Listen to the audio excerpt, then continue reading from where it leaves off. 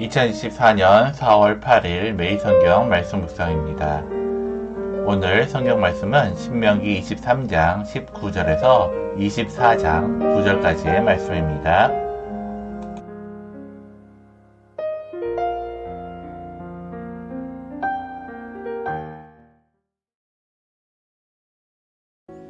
네가 형제에게 구워주거든 이자를 받지 말지니 곧 돈의 이자, 식물의 이자, 이자를 낼 만한 모든 것의 이자를 받지 말 것이라.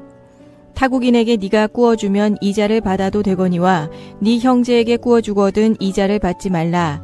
그리하면 너희 하나님 여호와께서 네가 들어가서 차지할 땅에서 네 손으로 하는 범사의 복을 내리시리라. 너희 하나님 여호와께 서원하거든 갚기를 더디하지 말라. 너희 하나님 여호와께서 반드시 그것을 너에게 요구하시리니 더디면 그것이 너에게 죄가 될 것이라. 네가 서원하지 아니하였으면 무죄하리라. 그러나 네 입으로 말한 것은 그대로 실행하도록 유의하라. 무릇 자원한 예물은 너희 하나님 여호와께 네가 서원하여 입으로 언약한 대로 행할지니라. 너의 이웃의 포도원에 들어갈 때에는 마음대로 그 포도를 배불리 먹어도 되느니라. 그러나 그릇에 담지는 말 것이요 네 이웃의 곡식밭에 들어갈 때에는 네가 손으로 그 이삭을 따도 되느니라. 그러나 네 이웃의 곡식밭에 낫을 대지는 말지니라. 신명기 24장.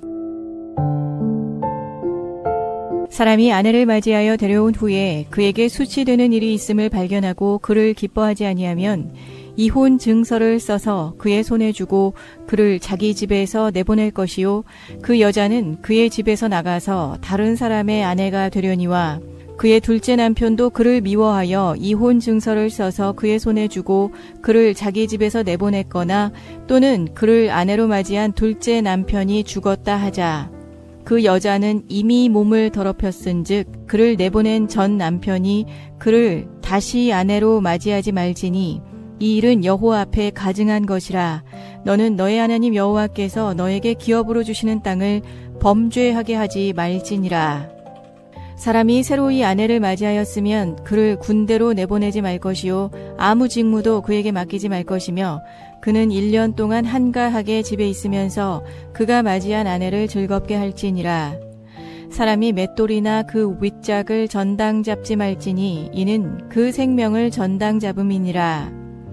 사람이 자기 형제 곧 이스라엘 자손 중 한 사람을 유인하여 종으로 삼거나 판 것이 발견되면 그 유인한 자를 죽일지니 이같이 하여 너희 중에서 악을 제할지니라. 너는 나병에 대하여 삼가서 레위 사람 제사장들이 너희에게 가르치는 대로 네가 힘써 다 지켜 행하되 너희는 내가 그들에게 명령한 대로 지켜 행하라. 너희는 애굽에서 나오는 길에서 너희 하나님 여호와께서 미리암에게 행하신 일을 기억할지니라. 샬롬, 우리 영석교회 우리 청년부 여러분들, 오늘 월요일입니다. 이번 한 주간도 항상 주님과 동행함을 통하여 주님께 모든 일에 형통하는 우리 청년부들이 되기를 바랍니다. 이스라엘 공동체는 하나님의 은혜로 살아가고 있습니다. 하나님은 그 사실을 날마다 잊지 않고 살아가기를 원하십니다. 그렇게 하도록 돈과 식물과 가정의 모든 일에 그 표를 증거하게 하십니다. 나는 하나님의 은혜를 어떻게 증거하고 살아가는지 오늘 말씀을 통해서 한번 돌아보는 시간이 되기를 바랍니다. 하나님은 형제에게 빌려준 것이 있다면 이자를 받지 말라고 오늘 말씀을 통해 말해주고 있습니다. 그 이유는 분명합니다. 이스라엘 공동체에 속한 자는 누구나 하나님의 은혜를 입고 있는 자이기 때문입니다. 그가 무엇을 가졌든 혹은 어떤 부족함이 있든 하나님의 은혜로 살아가고 있습니다. 그렇다면 지금 내 손에 있는 것도 내 것이 아닌 하나님의 은혜인 것입니다. 비록 내가 가진 것이 넉넉하여 어려운 이웃을 위해 내어준다 해도 그 이자는 내 몫일 수가 없습니다. 포도원이나 밭에 농사하여 얻은 작물도 마찬가지입니다. 배고픈 이웃은 그 작물들을 먹을 수 있습니다. 다만 이웃의 수확으로 내 이익을 얻고자 하거나 나의 내일을 준비하고자 해서는 안 되는 것입니다. 왜냐하면 서로가 하나님의 은혜를 생각하고 아는 것으로 충분하기 때문입니다. 또한 하나님은 서원을 반드시 지키라고 하십니다. 그 이유는 이스라엘 백성에게는 분명합니다. 이스라엘 공동체는 체에서 유지해야 할 하나님을 향한 신앙은 모두가 소중하게 여겨야만 할 것이기 때문입니다. 그러므로 나 한 사람의 부주의로 인해서 형제에게 신앙의 걸림돌이 된다면 하지 않는 것이 마땅합니다. 내가 공동체에 속해서 신앙을 배우고 신앙을 유지할 힘을 공급받을 수 있다면 나도 다른 형제에게 나를 통해 신앙을 배우게 하고 유지해야 할 힘을 공급해야 할 의무도 있음을 알아야 하는 것입니다.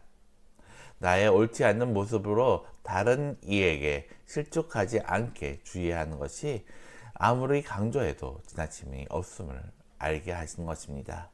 내가 하나님의 은혜를 안다면 형제의 은혜에 대해서도 늘 관심을 가지라는 말씀을 하나님이 하고 있는 것입니다.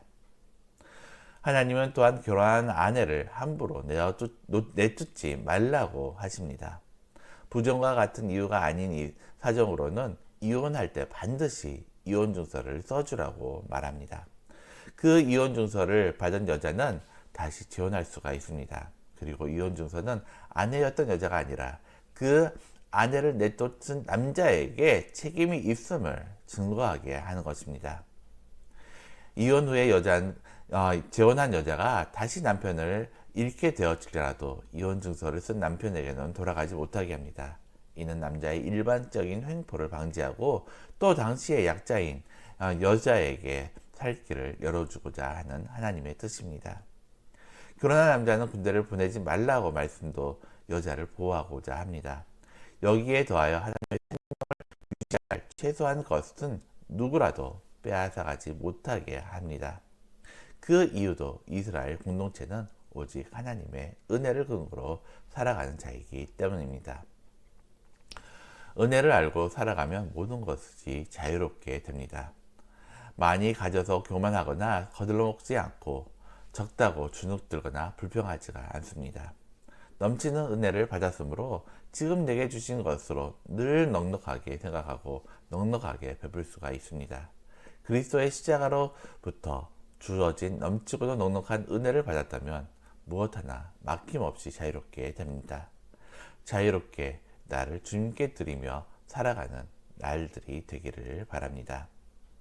오늘 말씀을 다시 한번 생각하면서 하나님께서 내게 주신 것 중 중요한 것이 무엇인지 다시 한번 돌아보기를 바랍니다. 그리고 내가 받은 것을 어떻게 누리고 살아가야 될지 생각해 보는 하루가 되기를 바랍니다.